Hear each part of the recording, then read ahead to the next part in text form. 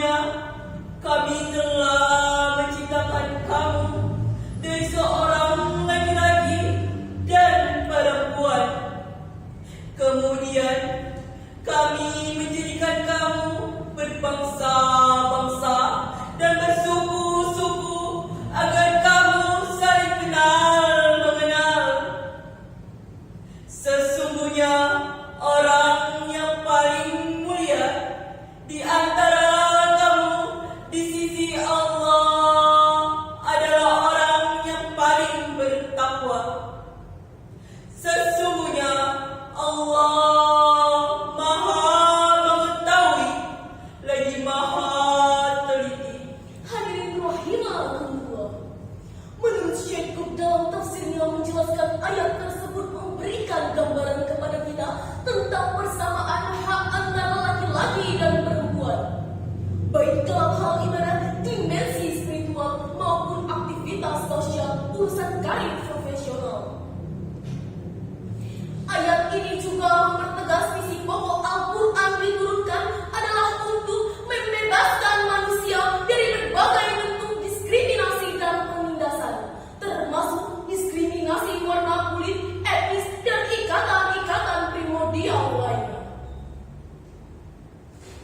Hadirin yang berbahagia, saat ini masyarakat kita, bangsa kita tengah dipertontonkan oleh pula sebagian atau sekelompok orang yang melakukan tindakan yang jauh dari konsep toleransi yang sudah diajarkan oleh baginda Muhammad SAW.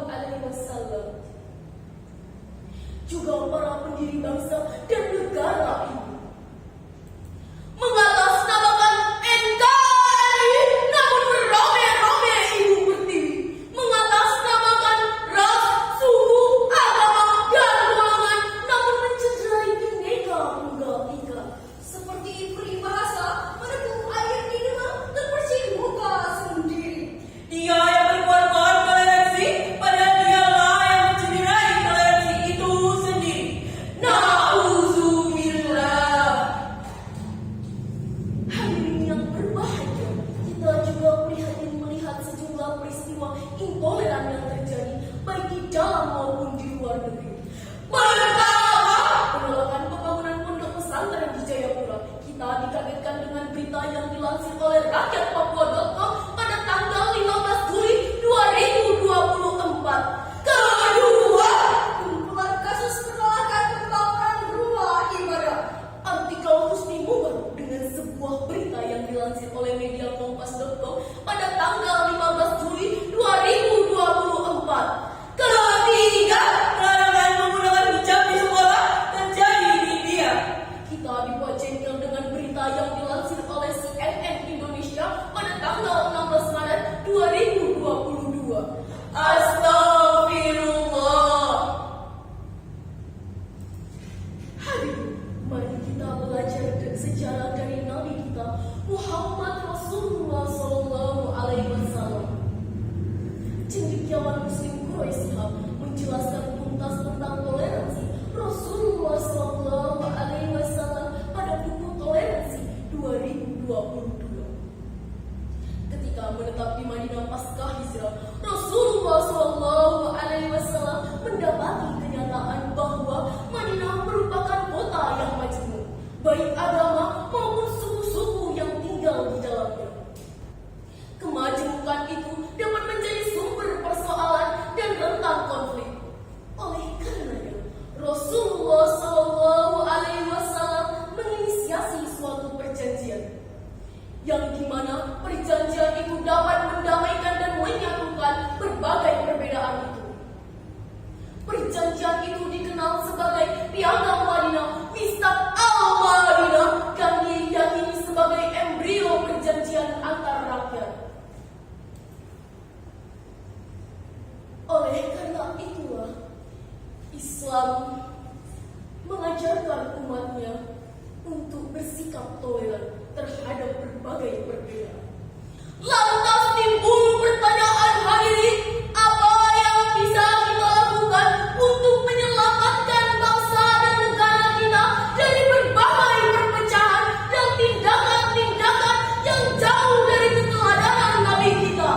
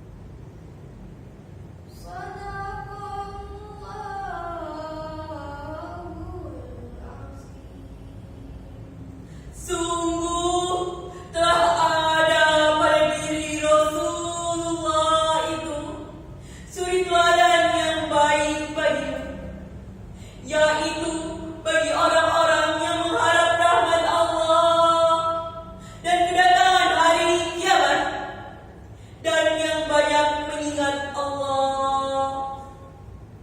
Maha benar Allah dengan segala firman-firman-Nya.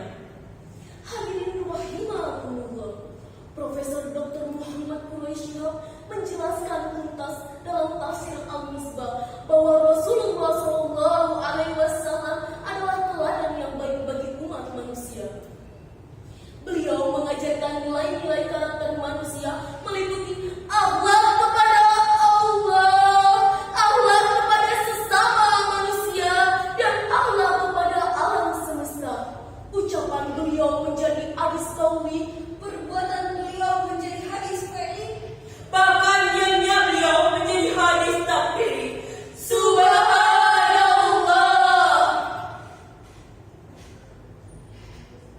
Rasulullah SAW pernah bersabda, orang mukmin yang paling sempurna imannya adalah yang terbaik akhlaknya. Hadis riwayat At-Tirmidzi.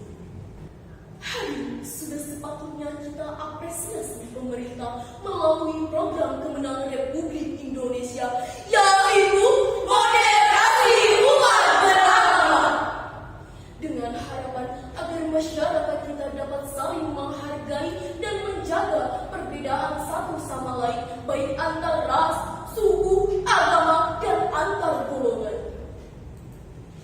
Kami yakin jika nilai-nilai Al-Quran dan toleransi Muhammad Rasulullah SAW kita jadikan tuntunan bukan tontonan, maka akan terciptalah kehidupan yang rukun, aman, dan damai.